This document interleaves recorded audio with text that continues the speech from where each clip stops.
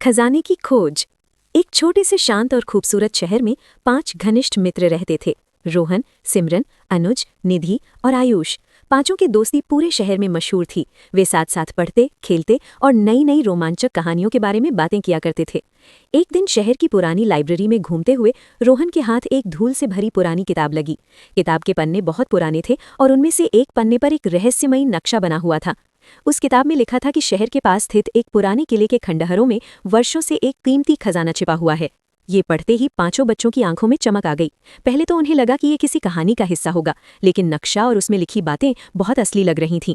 थोड़ी देर आपस में चर्चा करने के बाद उन्होंने खजाने की खोज पर निकलने का निश्चय किया। उन्होंने अपने बैग में खाने पीने की चीजें, पानी की बोतलें, एक कंपस, टॉर्च और वो नक्शा रख लिया।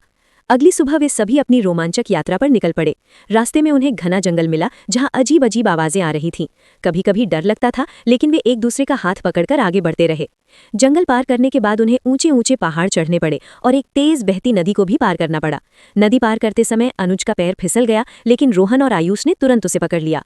उस पल सभी को एहसास हुआ कि सच्ची दोस्ती मुश्किल समय में ही पहचानी जाती है। कई घंटों की थकाने वाली यात्रा के बाद आखिरकार उन्हें वो पुराना किला दिखाई दिया। किला बहुत जर्जर हालत में था। दीवारों पर काई जमी थी और हर तरफ रहस्यमयी सन्नाटा फैला हुआ था। किले के अंदर जाते ही उन्हें पुरानी मूर्तियां, टूटे हुए स्तंभ और गुप्त दरवाजों के निशान मिले। नक्शे की मदद से उन्होंने एक छिपे हुए दरवाजे को ढूंढ निकाला। जैसे ही दरवाजा खुला, सामने एक अंधेरा कमरा दिखाई दिया।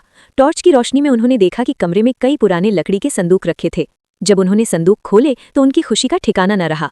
उन संदूकों में सोने चांदी के सिक्के, चमक चमाते गहने और कीमती पत्थर भरे हुए थे।